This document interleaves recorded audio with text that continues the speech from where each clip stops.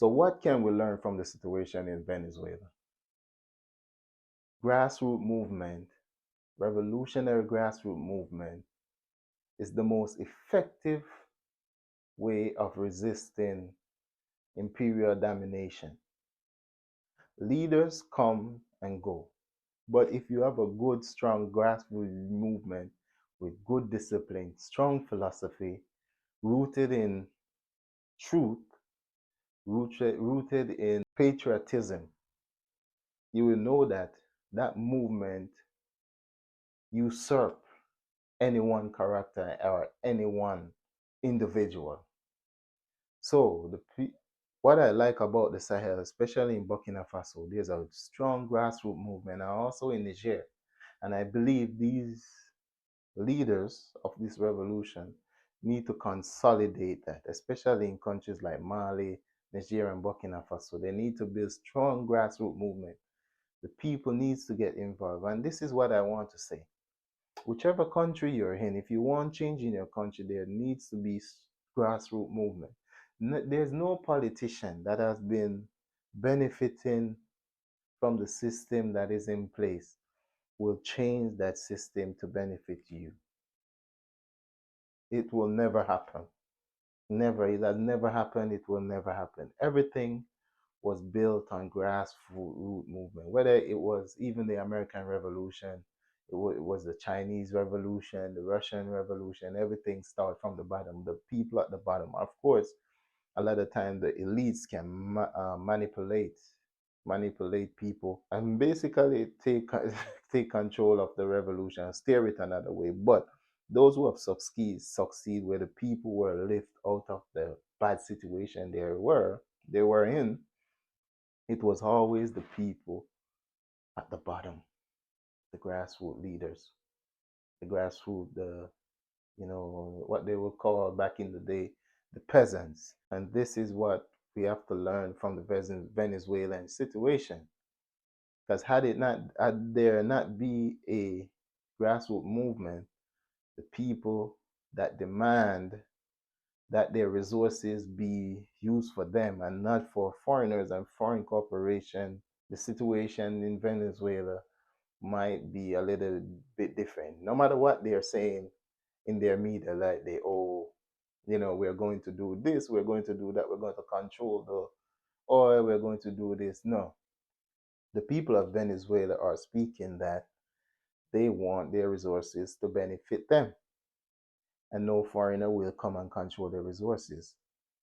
And that is coming from the people themselves. So at the end of the day, we can admire leaders, for example, leaders like Captain Traore, leaders like Assimi Goita, leaders like General Chiani, but still, the people have to organize themselves. You can't get complacent and say, oh, we have a great leader.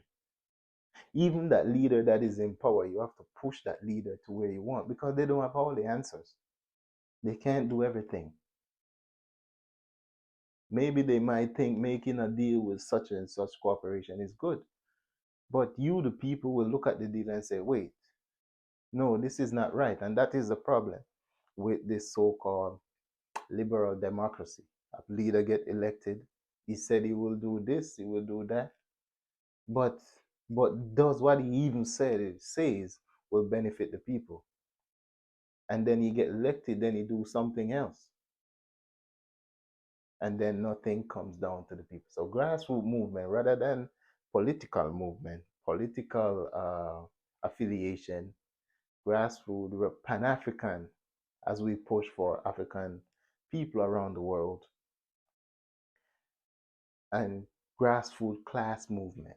Not that we're trying to divide the population on class line, but we're trying to unite the population, unite the classes, especially those who are considered to be the poor, the working poor, those who live in poverty.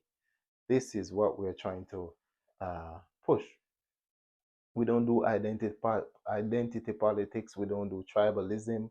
We don't do any of that stuff. We rather see people organize at the grassroots level.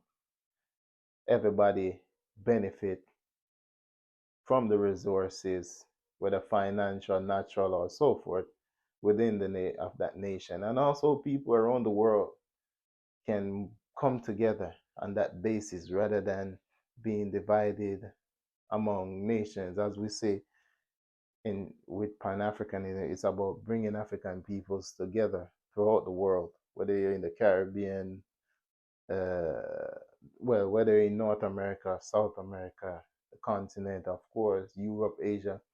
It's about bringing people together that have common suffering and a common uh, destiny, to cooperate economically, to cooperate culturally, and everything.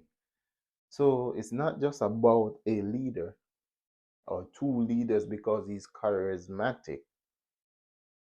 Yes, we admire these leaders, we love these leaders, we love their charisma, but organization have to be within the people. When the people come together, nothing can break them. Nothing. And this is what I admire about, let's say, the people of China. People of China understand that at the end of the day, the nation comes first, the prosperity of the people comes first. It doesn't matter which government you have.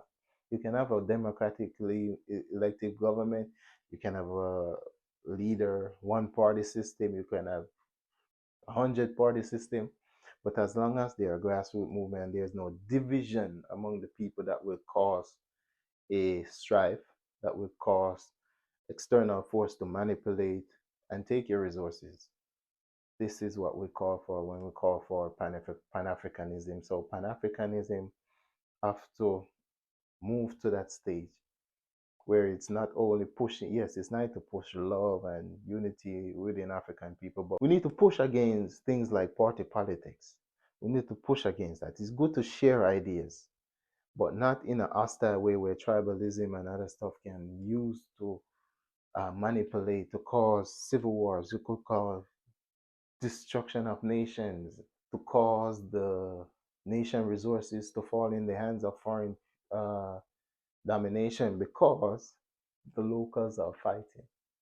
So, ladies and gentlemen, I want to thank you so much for watching this video and thank you for coming back. Give me a like, subscribe. We don't see African analysis very much, so subscribe to my YouTube channel, Stream Dialogue. Thank you.